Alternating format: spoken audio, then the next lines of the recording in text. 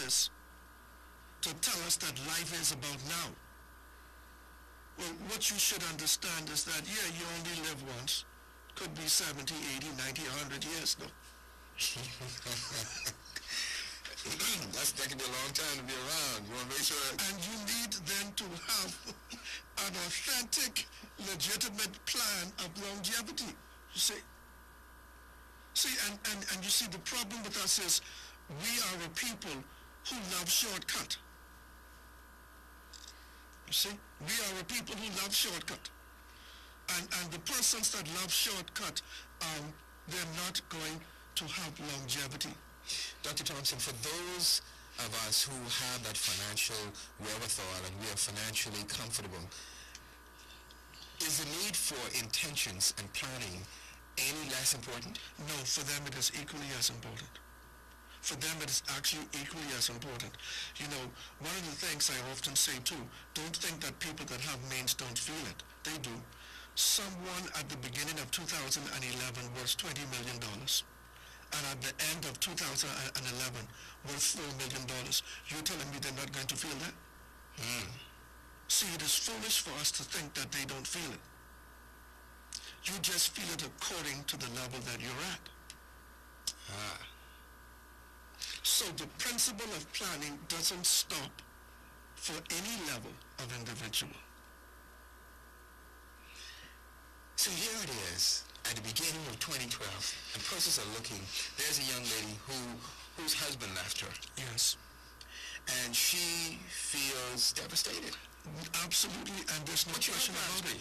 Well, her first plan should be to become whole again. Because for her to attempt to make plans in a devastated condition, those plans will actually take her further down. You see, and sometimes what we need to do is not what we want to do. Now, walk us through that, because that sounds profound. You see, sometimes what we need to do, we don't want to do. And life is saying something to us when we crash like that. Life hasn't forsaken us. Life is saying something to us. It's my fault? Life isn't saying that to us. Life is saying you need to reevaluate your plans and your steps. Most of us don't want to do that.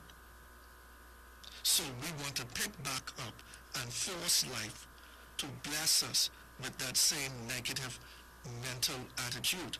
It will never happen. Joyce Meyer has a book called Battlefield of the Mind. And you spoke today about how important the mind is, and thinking. That is one of, if not the highest, I'm trying to remember the word, the way you described it, but an organ of the higher order. Yes, there's no question. How you and I think will have great impact on our approach to our journey of success. Everybody wants to be successful. How you think will have a profound impact on that. How do I change my thinking? But you have to work on yourself, and you need to reevaluate yourself. And I'm sorry, we disrespect this process. Well, once you disrespect that, rest assured, life will also disrespect you. It's very simple. You see, you can either make life your ally, or you can make life your enemy.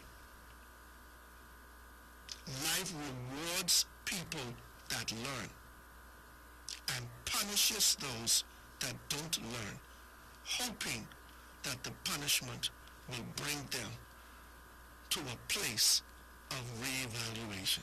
So, does that mean for Nelson Mandela spent 27 years in prison?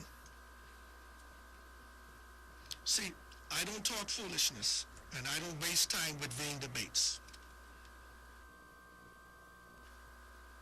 It was necessary for him to suffer that to transform the nation of South Africa. Many of you have purpose, but it will never come to pass. I can put it plain and simple. You're too stupid. I'm not going to waste time with chicken talker. You got to get somebody else for that.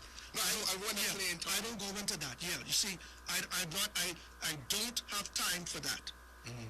What do you... See, this is something we all have to come to learn. How do I learn that? Desire is the starting point of all success. I know for me, and I'll use my life as an example. I went to church one day. You know, there are those of us who go to church often, those of us who don't go at all. And that's not a debate right now, the conversation. But I went to church and the pastor said, he was talking about this thing called purpose. I'd heard it before, and he said, listen, if you want to know your purpose, you know, pray. Let's pray together, and God will show you what your purpose is. And I prayed that prayer, and I believed that I would understand what it was that God had me on this earth to do. There were certain things I already liked to do.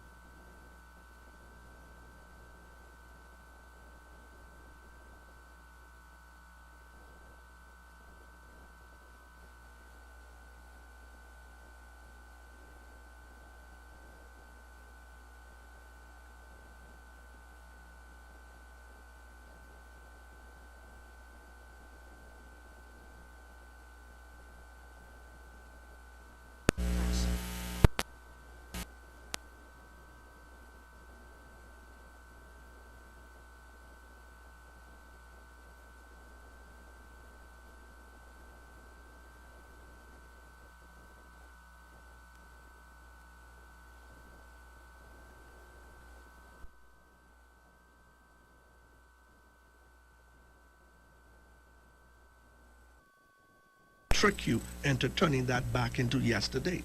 So then today, which is brand new, you live it as if it's your old life. See, this is not a small process. And I'm sorry. The psychological condition of most people that live in this country, they're going to need professional help in this arena. That is the bottom line. 127 murders last year, but we still think we have it together. And not only that, what if the wonderful, dedicated medical staff at PHA were not diligent? I believe they saved over 400. So we actually could have added 400 plus to the 127. No, but we don't need to do nothing. We still have it together. You see, this is the reason why people who are heading somewhere in life need to invest your time in meaningful platforms. Otherwise, you're just going to be around a lot of damaged, broken people who only want to spit out fire. There isn't anything to gain from that. This country is filled with people who are bitter from head to toe. And until they go to a place of reconciliation and healing and release and reevaluating, they cannot be a blessing to themselves nor anybody else. And if you can't be a blessing to yourself, it is advisable for you to stay out of the relationship arena, because you won't be a blessing to another person. This is why in relationships where people use the word love, they slap, joke, cut, bite. That is trash. That is an insult to love. There is no understanding or comprehension of love in that equation. Dr. Thompson, what that is simply selfish, carnal desires, trying to package itself as love. So and I want you to be careful as you work this important program in 2012. Don't allow people to package filth and present it to you as if it's in the arena of love. There isn't anything to gain from that. There's nothing to gain from that. You see, because this planet is for us, it was necessary for us to be made from the dirt of this planet. Now I need your listeners to understand something. When you look at the biological individual, he is filth. Okay? From the soil. He is from the soil. He is dirt. And so this is the reason why then that in most relationships, individuals only interested in joking and running. Well, they are functioning at their lowest level. There is a threefold layer to humanity. But we don't have interest in these things. But one of the things I am working on as part of my purpose is God will grant me my global television program that will be psycho-spiritual in nature to teach deep things. I'm finished with the shallow talk now. Yes. I don't have any interest in that anymore. I leave that for somebody else to do. I'm not interested in that. But for people who want to go somewhere, those are the ones I've been called to teach, you see? Dr. Thompson, you said that there's a threefold layer to humanity. Yeah. Walk us through that. You see, well, briefly, you have the dirt part. Keep it simple. That's the physical man. That is the first layer of the man. Then the second layer of the man is his mental being. And the third layer of the man is his spiritual being, which comprises of his soul, which connects the spirit, the mind, and the body into unison.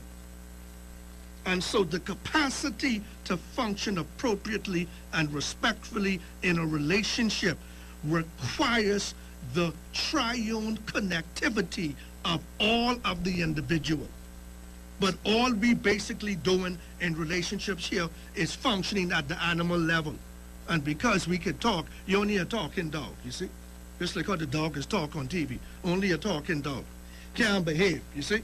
What do you say, Dr. Thompson? And my understanding is that you're telling us that if we just involve and engage ourselves physically, get a little something here, a little something there. Yeah. Now, does it make a difference if it's somebody who does a little something in the house as opposed to doing a little something? No, they all are the same. They all are the same. And so... And you know what's so amazing? See, I'm going to tell you something about dogs. What is so amazing is that the dogs that running after the babbits have a lot to say about the dogs that running after dogs. See, but all nasty, you see, not some.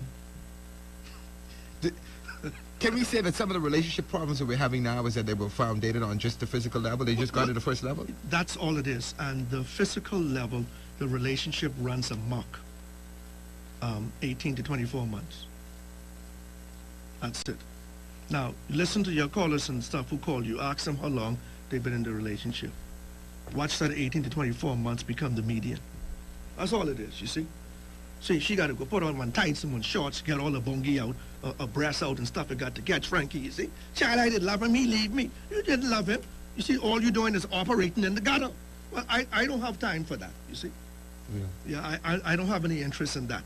I'm trying to help people who want to achieve something in life, like what we start out with discussing. Now, I told you, your attitude towards life will determine life's attitude towards you. How you think about your life will have a great impact on your approach to your journey of success. I'm going to add something to that. What you believe about your life will determine how you perceive life. Well, the truth of the matter is, most of the people out there